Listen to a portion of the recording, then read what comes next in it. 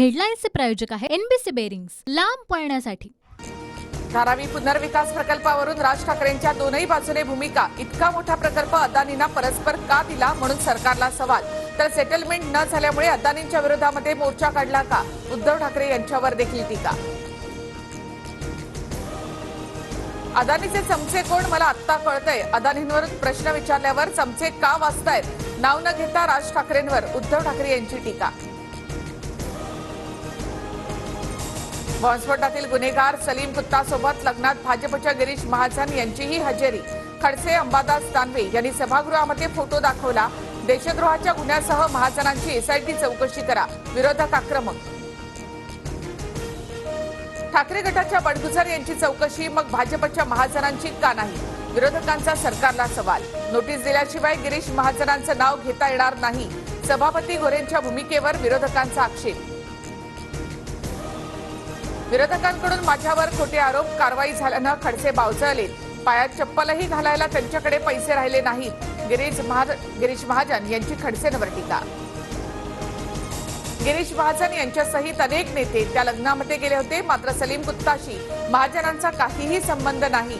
विरोधकांनी महाजनांची माफी मागावी, फडणवीसांची मागणी। 2017 सालच्या लग्न आणि व्हायरल फोटो व्हिडिओवरून सलग तिसऱ्या दिवशीही गोंधळ। भाजपचा दुटप्पीपणा उघड झाल्याचा विरोधकांचा दावा। तर लग्नात नव्हे तर बडगुजर यांनी सलीम कुत्ताला फार्म हाऊसवर पार्टी दिल्याचा आरोप। 1998 मध्ये सलीम कुत्ताची हत्या झाली, काँग्रेसचे आमदार गोरंट्याल यांचा दावा।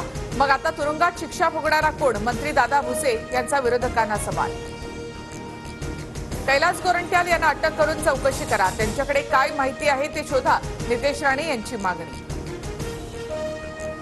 नाशिकमधले ठाकरे गटाचे नेते सुधाकर बडगुजर यांच्या मागे चौकशीचा फेरा।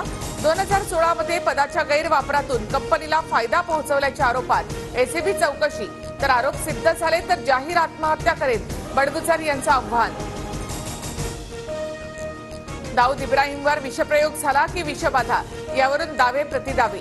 कराचीमधल्या रुग्णालयात उपचार, दाऊदवर विषप्रयोगच झाल्याचा पाकिस्तानी पत्रकार आरजू काझमी यांचा दावा। राज्यातील धान उत्पादक शेतकऱ्यांना प्रति हेक्टरी 20,000 बोनस, तर शेतकरी सन्मान योजनेच्या कर्जमाफीपासून वंचित 6.5 लाख शेतकऱ्यांना कर्जमाफी मिळणार। मुख्यमंत्री शिंदेंची विधानसभेत घोषणा। शिंदे समितीकडून मराठा आरक्षणासंदर्भातील दुसऱ्या टप्प्यातील अहवाल सरकारला सुपूर्द। मुख्यमंत्री शिंदे उद्या सभागृहामध्ये अहवाल मांडणार।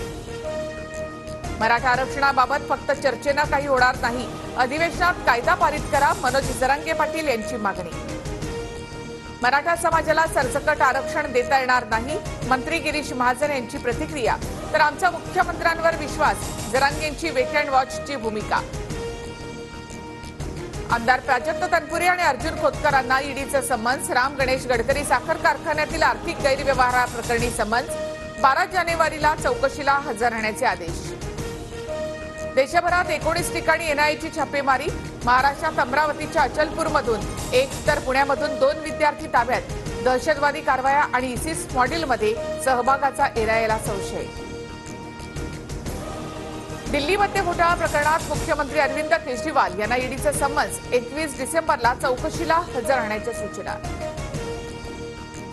हेडलाईन्सचे प्रायोजक आहे एनबीसी बेरिंग्स, लांब पळण्यासाठी।